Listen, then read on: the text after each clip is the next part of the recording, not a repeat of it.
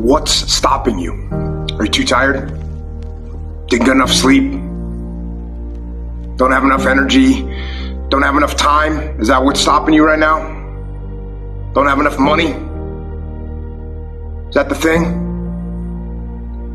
Or is the thing that's stopping you, you? Excuses sound best to the person that's making them up.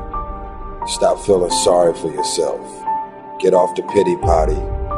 Telling everybody your sad and sob stories, trying to get people to show up to your pity potties and your pity parades.